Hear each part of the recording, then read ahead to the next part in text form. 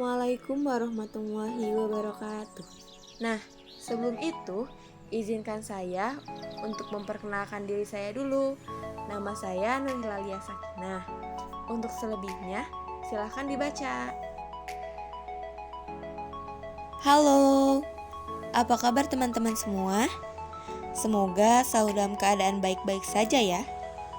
Oh iya, sebelum saya melanjutkan presentasi kali ini, izinkan saya untuk bertanya kepada teman-teman semua. Kalian tahu nggak apa yang dimaksud dengan sastra bandingan? Ya, sastra bandingan atau comparative literature dapat diartikan sebagai kajian perbandingan kesusastraan. Sastra bandingan awal pertama kali dirintis pada abad ke-18. Pertama kali muncul di Eropa. Studi sastra bandingan pertama kali muncul di Prancis pada abad ke-19. Ide sastra bandingan dikemukakan oleh Sainte-Beuve dalam sebuah artikelnya pada tahun 1868. Kajian sastra bandingan lebih ditunjukkan pada studi sastra yang dilampaukan pada batas-batas kebudayaan. Yang menjadi hal penting adalah bahwa karya sastra yang dikaji itu masih dalam bahasa aslinya, sebab kekhasan karya sastra terdapat pada bahasanya. Itu menurut Damono 2005 halaman 5.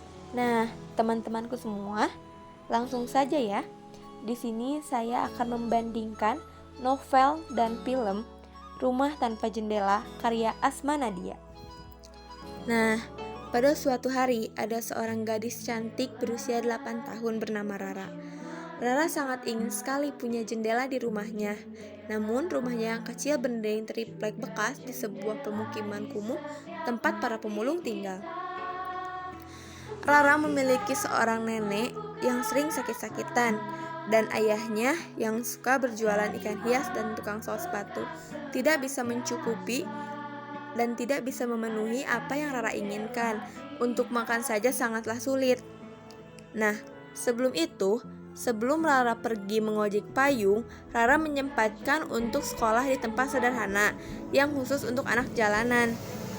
Ada seorang guru cantik yang bernama Bu Alia. Ia adalah satu-satunya pengajar sukarelawan di sekolah itu yang selalu membimbing dan membina anak-anak pemulung agar dapat mengenal huruf dan dapat berhitung juga. Nah, di tempat lain, di pemukiman mewah kota Jakarta, ada anak laki-laki bernama Aldo berusia 11 tahun. Aldo memiliki keterbelakangan mental. Namun Aldo selalu merindukan seorang teman di tengah keluarga yang begitu sibuk. Nah, ia anak bungsu dari pengusaha sukses. Kehadiran Nek Aisyah menjadi penghibur untuk Aldo. Nek Aisyah sangat menyayangi Aldo. Di antara keluarga yang dimiliki Aldo, hanya Nek Aisyah yang sangat mengerti Aldo. Kakak Aldo sempat menolak memiliki adik seperti Aldo, hingga sang kakak malu memiliki adik yang mengalami keterbelakangan mental itu. Suatu hari, Rara berkenalan dengan Aldo saat ngojek payung dan saat Rara terserempet mobil Aldo. Sejak itu mereka menjadi sahabat, di mana Rara sebagai teman terdekat Aldo yang Aldo miliki. Karena jarang ada yang berteman dengan Aldo karena Aldo memiliki keterbelakangan mental. Kepada Rara, Aldo menceritakan segala apa yang dia rasakan.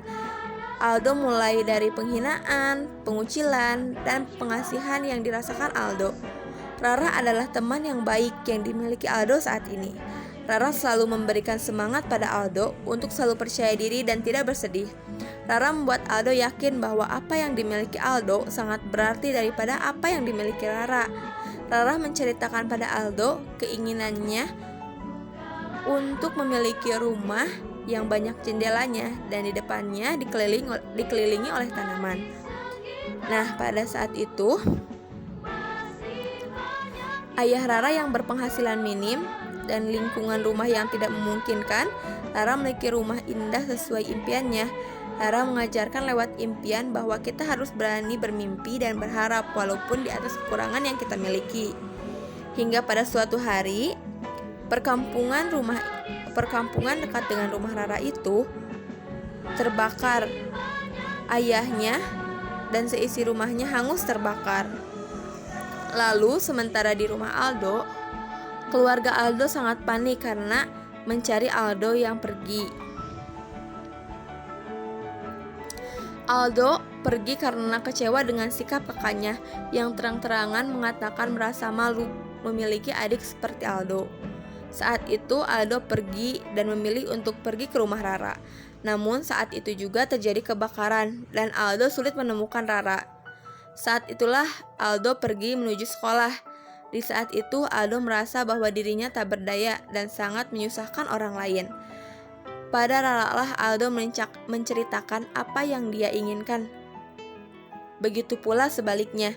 Saat itu Aldo memberikan kesempatan pada Rara untuk tinggal di rumah Aldo, yang ketika itu Rara ditinggalkan oleh ayahnya untuk selama-lamanya.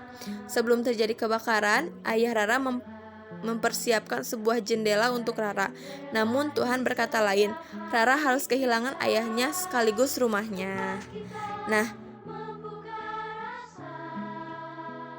Lalu perbandingan antara novel dan film karya Asma Nadia ini, yaitu gaya bahasa dalam novel ini menceritakan kisah sederhana. Tutur kata dapat dipahami baik dalam novel maupun dalam film. Dalam film memiliki cerita yang kuat karena semua berhubungan baik dengan film itu dan juga dengan novel tidak jauh berbeda. Lalu alur yang dibawa film ini juga tertata dengan baik dari awal mula Rara tinggal dengan ayahnya lalu hingga ayahnya meninggal dan Rara bisa tinggal di rumah yang memiliki banyak jendelanya. Alur film ini dengan novel pun sangatlah sama, tidak jauh berbeda. Dalam film ini juga bisa menjaga emosi penonton sampai akhir.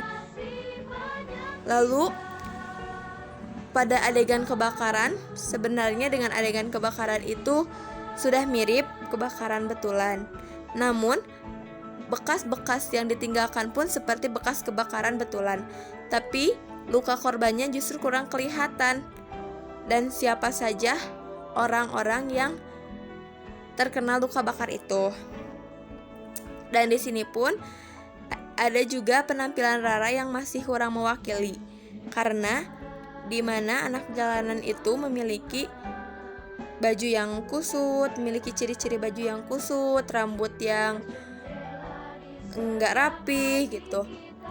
Lalu tapi di dalam novel dan film ini Rara memiliki rambut yang bagus dan pakai bajunya pun layak pakai.